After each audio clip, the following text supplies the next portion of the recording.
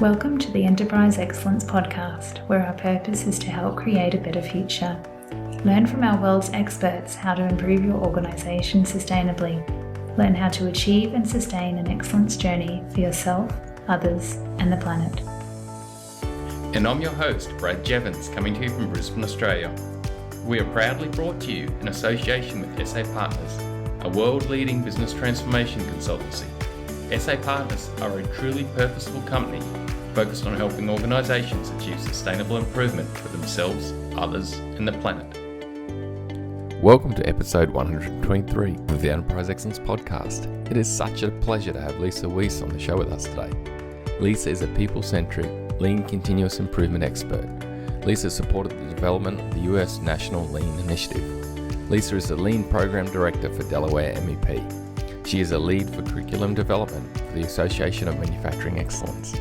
Lis is here today to discuss People Centric Leadership and its part in achieving enterprise excellence.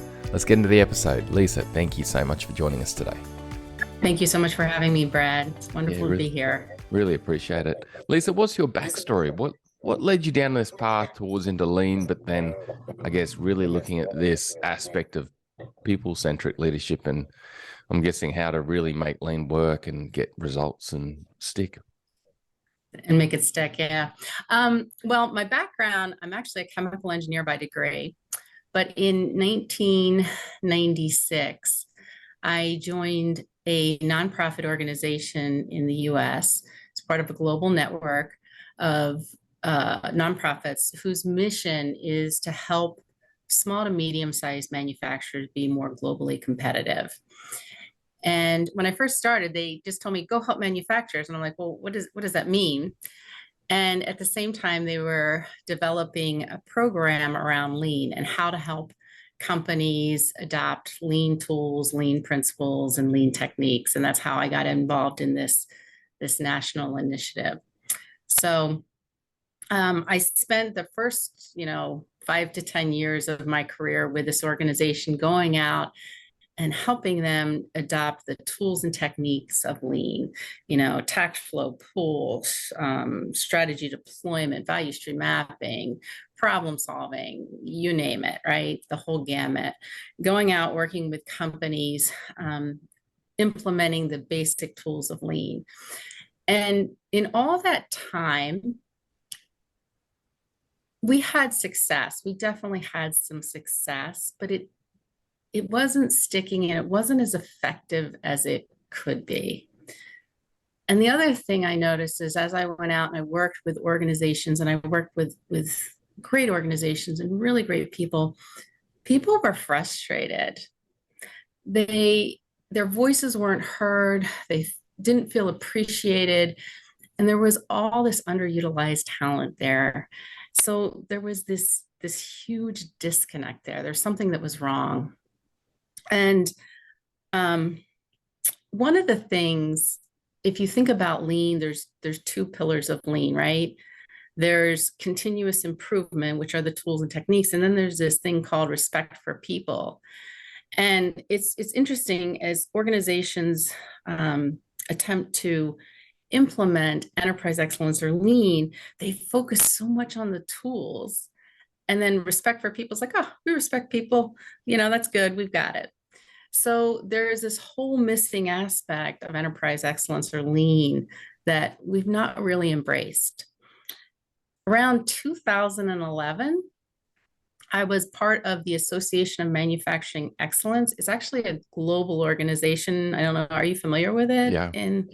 Okay. So you're part of it. So in 2011, the Association of Manufacturing Excellence, they're like, there's a problem here. We're missing something. We're so focused on the tools. What does this respect for people mean? What does it encompass? So a group of us got together and we decided we need to define what this is. What is it about? What does it mean? And we got together. We did a lot of research. We talked to a lot of people and we put together basically curriculum for like an overview or one-day course of what is people-centric leadership mean? What does it mean to have respect for people? And I think the thing that's really interesting when we talk about people-centric leadership, it's not that we don't have brilliant, great leaders who value and respect and care. They don't know how to really demonstrate it. Mm. And that's the challenge. And so we set off to try and define it and give people a way to maybe redefine and relook at how they lead. Yeah, that's amazing. Like, Lisa, in that time, I can see there's that real shift that you did from, rolling out lean and getting the tools and techniques out there to the part where you've gone, right, okay, it's actually this respect for people, this people-centric leadership that's critical. What was that time like, switching from one to the other? Like, was there a real sort of moment of thinking, like, were you finding a lot of journeys and a lot of rollouts not getting the results that you thought, or people not sticking? Like, what was it like prior to this shift to actually trying to really go into this? How do you make it stick? How do you truly get results? I think we're still in the middle of the shift. Yeah. I still think, even when I work with organizations today, they're still focused on the tools. And when you talk to them about the importance of leadership and the way that leaders lead, and shifting from command and control to, giving control, that's a huge shift. And a lot of leaders, a lot of organizations have not really completely embraced it.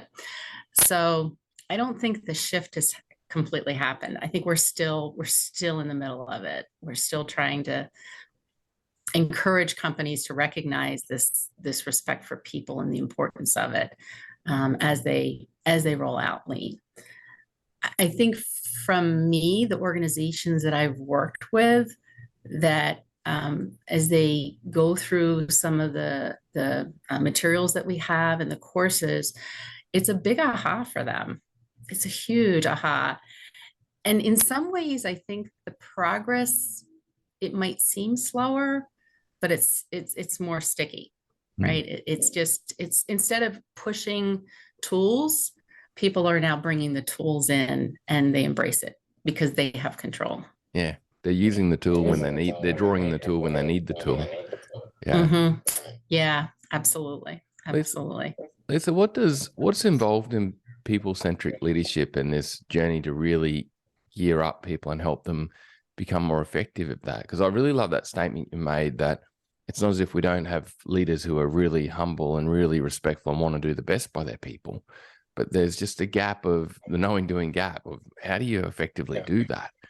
What does it look like? What does people-centric leadership look like? So in the course that we teach, we do a really fun exercise, and I actually recommend you do this in your organization if you can. We ask people to draw, what does great leadership look like? And so it's interesting. A lot of people are like, oh my God, I never really thought of it. What does it look like? So everybody draws, what does great leadership look like? And then we share with everybody what our pictures are. And we use this exercise, or we usually put it in our curriculum to demonstrate that everybody has a different picture of what great looks like. And it's really important for any organization to define, what does great leadership look like in your organization, right? One of the things, though, that exercise taught me was that there is not one definition of what people-centric leadership looks like. We have to define it for our organization and for ourselves as well. And so, but there are certain elements and aspects of people-centric leadership that you probably would see in most organizations that are really doing this well. So there is not one definition, but there are certain elements. And as part of the group of people that came together to define what is people-centric leadership, with lean, you always have to have a house, right? Yeah. There's always a house of lean and, the tools and stuff. So we came up with a house or a framework of what is people-centric leadership? What does it look like, or what might it look like? And at the foundation of the house is the mindset of value, respect, and care for people. So in any organization, defining what does great leadership look like, and what is that mindset that you have to have that's going to drive the behaviors that you want to see. And it's a little different from just, spouting off, oh, you have to be a great listener. It's saying that what people have to say is valuable, and I want to hear what they have to say. So we go through an exercise, and I think every organization has to do this themselves. They have to define, what is that? What does it look like for this organization, for us? Because different cultures, different organizations, they're different. So that's the foundation. And then there are two pillars of the house. Lean and continuous improvement is really important for a people-centric culture. So that it's not like the tools don't matter, they're part of it. And then the other pillar is around building capability.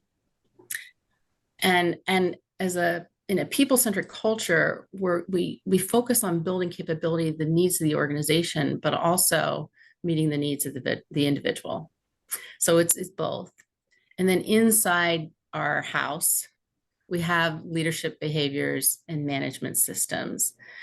And the key leadership behaviors that we identify, not that this is all inclusive, but the key leadership behaviors that we defined were self-reflection, humility, building relationships, communication and listening, and then celebration and recognition. So now again, that's not all encompassing, but those are some of the key behaviors that as a team, we originally, I think we had 20. We're like, okay, we can't do this. We got to narrow this down. And so there's the leadership behaviors, but then there's also the management systems that we put in place that are also within our house. Mm-hmm. And the management systems that we have can either support a people-centric culture or a culture of respect for people, or they can degrade it. So that's our house. And then, of course, the roof of our house, you have to have a roof. That's everybody flourishes, right? Not just the company, but the company, their stakeholders, their customers, their suppliers, the community, everybody flourishes. So that's how we defined and the framework that we use to walk through what does people-centric leadership look like. Yeah, that's awesome. Awesome. So I love it. You got the foundation of mindset, which is value, respect, and care. You've got the pillar on one side of lean and CI. On the other side, build capability, which is amazing. Because I guess respect for people is about helping people reach their potential, and which is, ongoing. And then the management system, and then leadership behavior, those key leadership behaviors there. With Lisa, what do you find it takes to shift the mindset? Because even in Australia, Australia, we're a very, by nature, a country that doesn't like the tall poppy, and we're very much about, equality. And we're a country where we had a Eureka Stockade, and then the head of the Eureka Stockade, which was like a rebellion against the government and against police, and then he ended up becoming a governor. All this stuff of, total egalitarianism. But still, when we go into leadership, we can still go to command and control, because it can be, we're the expert. We know best. We got to tell everyone how to do it, or we got to help them by just telling them everything how to do. But what do you find is required to help some leaders shift the mindset and actually get that mindset to that respect and care and value? People have to see for themselves that they need to make this shift. I think it's real. I think, like, even today, we're not the only ones who see the need for this shift. This whole idea of culture, it's important, and the way that we lead, and then we need to change the way that we lead. But the approach of coming in and telling a leader who is a command and control leader, you have to stop being a command and control leader. You're like doing exactly the opposite of what you're professing. Mm-hmm. So it's like, it's a difficult situation. You have to get people to evaluate for themselves. You have to coach them through and get them to evaluate, how is your behavior helping, and what can you do differently, right? Getting people to evaluate what it is they're trying to accomplish. What is it that they're trying to achieve? Getting them to evaluate then, what are they doing to accomplish that, and how effective is it? And then getting them to evaluate for themselves, what do they need to do differently? So it's not, you can't come in and just tell and profess. You can't use a command and control approach to change people from being command and control. And so, one of the things we did in the course and the curriculum and the body of knowledge that we put together was to create that kind of experience in the course. And it's also, when we talk about building capability, it's also the approach that we encourage. As you build capability, people need to evaluate. They're smart. They can figure this out. Yeah, the knowledge is there. The knowledge is there, the awareness, and probably the desires there. It's just need to be unlocked.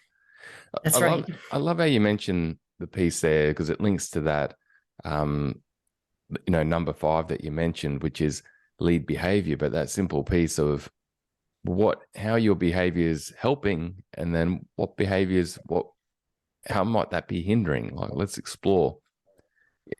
That's powerful. Yeah. I mean, it's getting people to evaluate for themselves.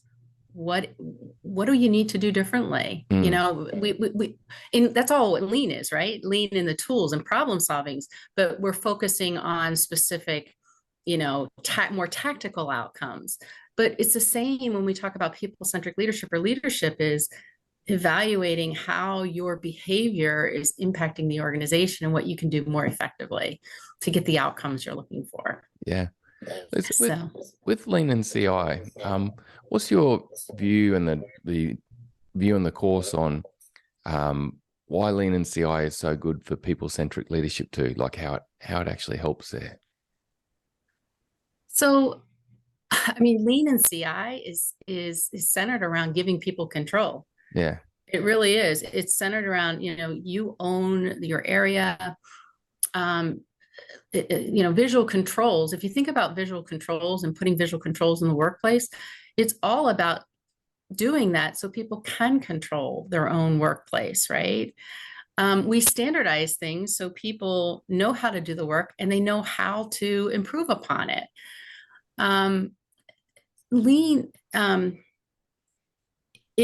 Lean gives you tools to help you be successful in your job. Mm-hmm. So the link there is so critically important. It really is. Another aspect of people-centric leadership, and we talk about one of the key behaviors that we talk about is about building relationships. That's really important, and having strong relationships. And if we think about the tools and techniques of lean and how we approach it, it really is about building relationships and having that communication and coming together and bringing the people together that do the work. So they work together. They're not mutually exclusive. They work together. Mm-hmm.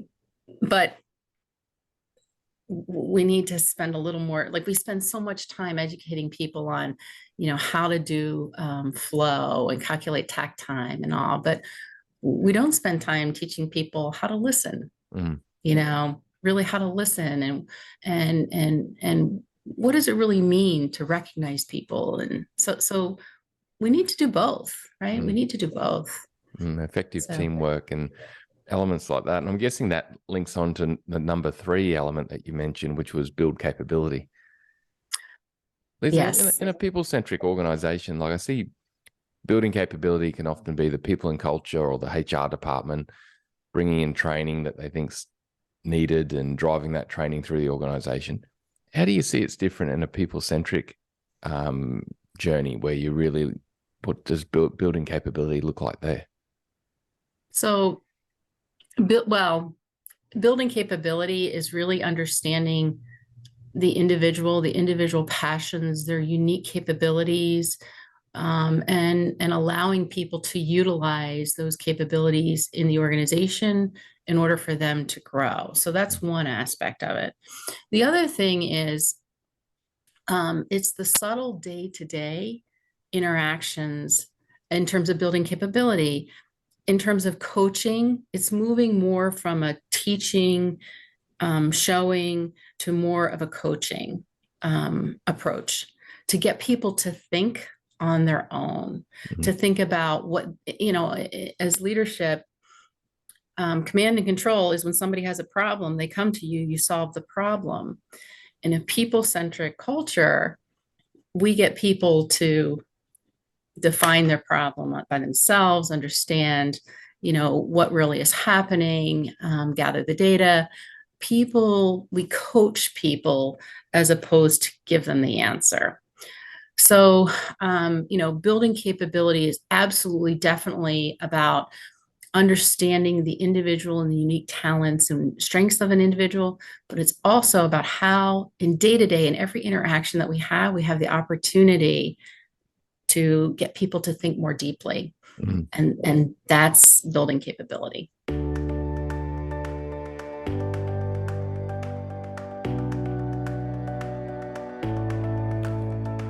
Lis has kindly provided us a free download of the People Centric Leadership Framework to help us learn more. Go to the Enterprise Excellence Podcast website /downloads to get hold of the People Centric Leadership Framework. Please like, subscribe, and share this podcast to help others gain insights and create a better future. Let's get back to the episode.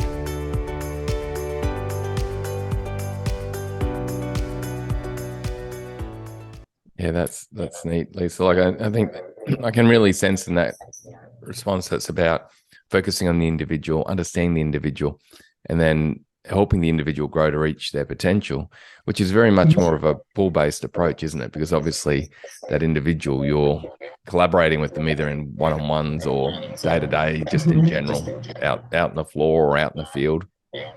Right. Learning and then helping them move forward for themselves and the business or the organization. Yeah, absolutely. Wanting people to be successful and wanting them to, like you said, achieve their potential, and working on their strengths. It's so important.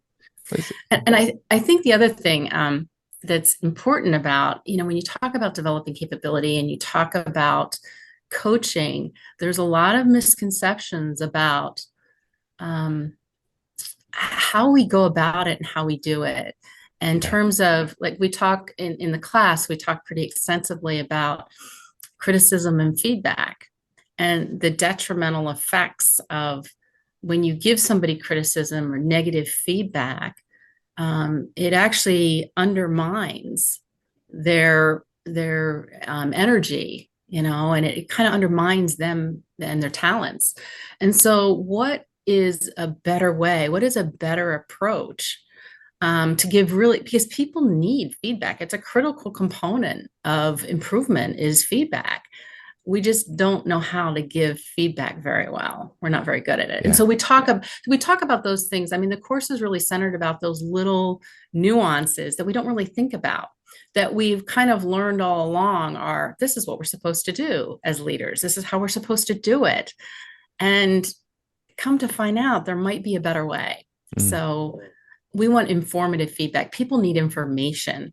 They don't need judgment or criticism. They need information. And from that information, they can figure out, this is what I need to do. This is how I can improve. With coaching, from what I see, like, I guess it's such a critical aspect of people-centric leadership or achieving excellence or helping people grow and reach their potential. But what I see is everyone goes, yes, I coach. But well, what is coaching? How do you coach? And in a lot of cases, it could be the perception of coaching is just command and control. I tell them exactly how it is and where it is. But what are you finding out there with people, I guess, looking at different ways of coaching and really trying to learn to get better at it versus just following habit? Are you finding there's a real shift happening to truly look to learn and get better? Like, for example, a concept like grow. Grow's been around for a long time. Yes.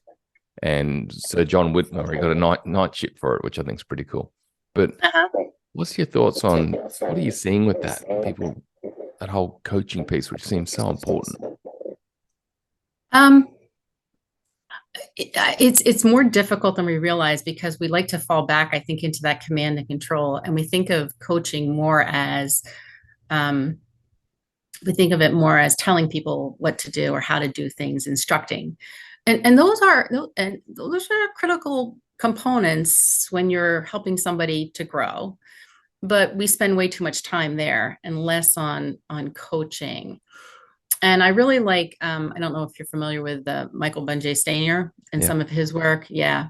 But he said one time, it's not that you have to be a coach, you have to just be more coach-like. And I think that's a great statement, because it's not like we all have to go through a certification and get certified in GROWS and all this stuff. What's interesting is if you look at all the models, they're all very similar. They're all the same. They're all problem solving. They're all, basically what I said before is getting people to evaluate for themselves. What are you trying to accomplish? What are you trying to achieve? What are you currently doing? Is it working? What can you do differently? They're all the same. So just being more coach-like, and also just being more curious. Yeah. That's another aspect of it, just being more curious about things. I remember listening to a podcast on Michael, and and my brain I'm driving along and I reflected on the concept of Toyota Carter. Well, what's your future state you're trying to get to? Where are you currently at? Like, what's the next step? What's the challenges you're facing? Why? What's the next step? And then I thought of grow. Or what's your goal? Where are you currently at now? Like, Michael Bunt, and I can't remember Michael's off the top of my head right at the moment, but Michael's was pretty much. Where are you looking to go? Where are you at now? What? It's all the same. It's all the same. Well, there's something in that. And I've just felt, I've got to admit, I've just fallen back on grow because everyone knows it. So that's why I just hang on grow, because it's like everyone knows it. Well, a lot of the companies I work with, they've been trained in grow before. It's just that we're not using the grow language. We know it, but we're not using it. Even myself, Lisa, I catch myself and I'm like, I just did not coach. I just... Oops. Go back to grow. I missed that opportunity. Yeah. Lisa, I got a question for you on the management system, and what are the key aspects of that management system? This is topic number 4 you mentioned with your house. What is some of the key elements of those management systems to truly help get a people-centric organization? So we focus on the importance of goal setting, feedback, and alignment as the management system that you have in place. And you need a good system for that in an organization to have a people-centric culture, because people want to go to work and they want to know that they're part of something bigger than themselves. They want to know why it's important that I get this material from the doc to the workstation at this time. What is my importance in all of this? So, and it's amazing to me how many organizations don't have that basic management system in place. They don't. But so that is, we talk about that. But then the other thing is you can have quality management systems that are punitive, or safety management systems that really don't care about the person going home healthy, safe, and happy every day. They're more to meet regulations, right? And even accounting systems. So all these systems that we have in place, they can actually undermine a culture as opposed to support it. Yeah. So we really, go ahead. The safety quality systems can be massive, because the whole drive becomes, we got to meet the auditor. It's all about the auditor. And people forget to ask for voice of the employee, voice of the customer, to find out, how do we actually make this work for you? How do we make it easy, make it flow? What do you need? Versus, no, there's this software, and this software just ticks the box on every aspect for us. Let's just drive this software throughout the business. And hey, we're safe. The auditor's going to be happy. Right. Well, you're going to miss 2 boxes there, which is people have got to use the software. And the other one is, what do people actually need to be able to make it all happen, because it's just crazy. Yeah. So, I mean, there's so many management systems that we have that need to be relooked at in order to really, I mean, we even talked about it. You could probably create a whole litany of coursework and curriculum just around those management systems, because some of them are either they're ineffective or they're destructive, downright destructive. And I guess there's that interesting thought of, well, why did you put the system in place? And who did you involve and collaborate with to put that system in place? That's because it's obviously going to probably end up driving the result that you get is that. Yeah, that's a big topic, that, Lisa. That's like a can of worms, Yeah. and a massive one. Lisa, one management system I want to bounce off of you is that I see a lot of frontline teams in particular where they don't have a forum to improve, to know their goals, where they're at, where they're going, how they're tracking, where their problems are. And then you look at areas where you get scrums going or huddles going or toolboxes going with visual data and they're strategically aligned. It seems that enables people to then actually have a forum to collaborate. And what's your view on that, helping set up that sort of management system? Well, when you said it, like you even said it, when you set up the management system, you got to involve the people who work in the area. What do they need?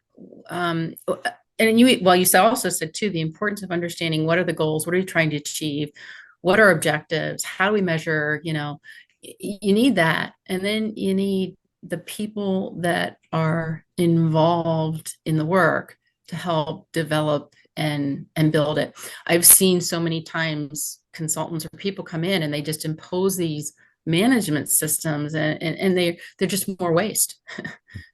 they're more waste, and people have got to own it. They got to be involved, and if you do that, they work really well.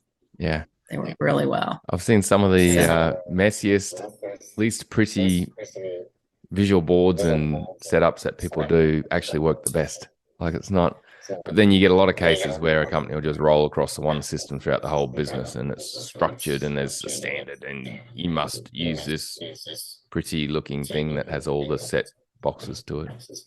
Yeah. And it's so fun because in my job, I go to a lot of different companies, and you'll go through and you'll see all these great boards and you'll look at them and like the data is, outdated. It's from 5 months ago. And you ask somebody and, what does this mean? And they're like, I don't know. Yeah. So if it's not useful to someone, why is it there? If you're not using it, why is it there? So you have to involve the people, in the area as you can have a structure or framework, but then they got to own it. And then they got to see the value in it. Yeah. They need their fingerprints all over it, I'm guessing. Yes, absolutely. Yeah. Absolutely. Lisa, the final topic you mentioned was leadership behavior. And leadership behavior, I guess, plays a big part in a lot of the conversation we've had already. Like, how do you roll out a safety system, quality system? How do you roll out goals or strategy and help people connect or not? But what do you find helps or doesn't help with leaders starting to look at their behaviors and starting to really look at ways of improving? You mentioned that drawing earlier on, which seems so powerful, but what do you find on this topic? It seems like a big one.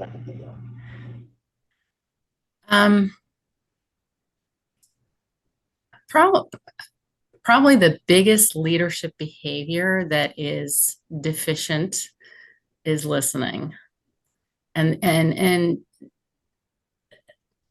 in terms of really, really listening, most people, like, have you ever taken a class on listening? Have you ever taken a listening class? Only on active listening and empathy. Stephen Covey, his work. Right. Yeah. So okay, those types of things. Okay. So most people have never taken a class on listening, or if they've taken a class, they've never actually gone and practiced and utilized what they've learned, right? So leaders and most people, and I'm right in there with you. I'm like, I am not the best listener, but listening is probably the most important behavior for a leader, and really honing that skill. And then I would take it to another level, which kind of brings in the whole psychological safety and all. It's not just being a good listener, it's creating an environment in which people want to speak up. They feel comfortable speaking. It's one thing to be able to listen when people speak. It's another thing as a leader to create that environment in which you want to hear people and they know it. And so they do speak up. Yeah, I think that's important. Give everyone a voice and the behaviors that allow that. Lisa, earlier on in the episode, you mentioned the importance of being able to define these things and then measure it and track it forward. What does that look like? You know, you've got the house, we've got the pillars, and then we get knowledge and capability. Like, sounds like your course is very facilitative and it allows people to explore and delve for themselves too. But what does then being able to define it and measure it and track how we're going in these things look like? Yeah, that is a challenge. In terms of defining it, I mean, some organizations have guiding principles of leadership, and it really is defining the mindset, right? And so they're developed collaboratively and with the leadership team and input from everybody. So they develop these guiding principles of leadership, and they explain to everybody what they mean, because everybody's a leader. So there's these guiding principles of leadership. In some organizations, they're the core values, but they're more than just, words on a wall. They're explained. People use these core values to make decisions. So sometimes they're embodied in core values, and people live them, and they're part of their culture. Sometimes they're guiding principles, but we also then have to work with leadership in terms of communicating and defining what those expectations are. So that's usually typically what companies use today is core values. I've heard other terms they use, but that's how we define it. And it's important. I talked to a small firm as part of the Association of Manufacturing Excellence, who's known for their approach and respect for people. And they said, we never really sat down and defined what does leadership look like. And they said, and when we did it, it was like kind of eye-opening, because we suddenly realized we all had these different perceptions. And that's kind of what you're trying to do, is you're trying to get everybody on the same page as to what your expectations are on leadership. Yeah. And then I can hear from you, it's then about actively using it, becoming part of what we do and everything we do. Yes. And that's where the coaching comes in, is somebody who can, check us and say, okay, when you just, spoke up in that meeting and you said this, how does that align with this behavior or whatever? So we're actually helping people all along to try and then coach them towards those behaviors that we're looking for. Helping people reflect and learn and grow, which links back to, like you said, coaching the whole way through. Exactly. Oh, thanks for that, Lisa. Lisa, what would be your 2-minute tip to an organization or a leader going, okay, we want to consider people-centric leadership going forward? What would your enterprise excellence 2-minute tip be in this topic to them? I think it would start with really defining, what does it mean? What does great leadership look like? What does great leadership mean in your organization? And getting these different perspectives from throughout the organization, not just the senior leadership, but throughout the organization. What does it mean? What does it look like? And then getting comfortable with giving control. Getting comfortable with giving control to others is really important. Yeah. It's really important. Yeah, cascade that control and empowerment and then through. Yeah, thank you, Lisa. Yeah. And Lisa, what's been a recent insight for you? Like, I can hear throughout your career you've had many insights and you've had a journey there. What's been a recent insight for you? It's funny that you asked that question. I mean, it's right after the first of the year, and everybody makes New Year's resolutions, right? And I was thinking about it, and I was like, myself included, we always make New Year's resolutions about very tactical stuff, right? We want to grow sales, we want to improve changeover, we want to do this. But rarely do we make resolutions about, I want to improve my relationship with this person, right? I want to strengthen my relationship, maybe with my team, maybe with one person on my team, maybe, personally. I really want to understand where their strengths are, and how we can better utilize them and how I can help them grow in the organization, whether it's somebody who works for you or you work for them. Like, it occurred to me, it's like we tend to focus very much on the tactical stuff and the things we want to accomplish as opposed to the people side of things. And maybe we need a balance of both. Yeah. We need a balance of both. It's a pertinent insight that you've given, Lisa, because I listened to the Harvard podcast recently this week, and they had an episode where they've studied human happiness in a group of people for 80 years, going to the second generation, third generation. Right.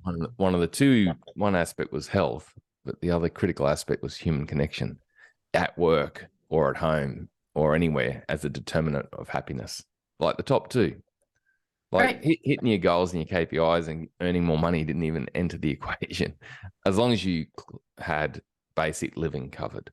But yeah. So what you've just said actually aligns to that 80-year study of what's most important for happiness, which is and well-being. It's amazing, but we overlook it often. We don't think about it. We do. Absolutely. Absolutely. I love that study, by the way. That's the Waldinger, is it? Yeah. Is currently running that. Yes. Yes. Awesome. It's important. Yeah. Relationships are key. Relationships are key. At work as much as at work as at home. Yes. Well, Lisa, thank you so much for your time and your knowledge and helping us create a better future. How can people reach out to you, Lisa, if they want to learn more, get on the course and, really get going forward in this area? Well, I'm on LinkedIn, so you can reach out to me through LinkedIn, and people can email me, or they can reach out to the Association of Manufacturing Excellence. They have information. We periodically run the People Centric Leadership course. And it's a lot of fun because we do it virtually, and you can get people from all over, and we have had people from all over the world participate and seeing those different perspectives is awesome. Yeah, that's neat. Well, Lisa, thank you so much for your time. Thanks for sharing knowledge and helping us create a better future. Bye for now. All right. Thank you. Cheers.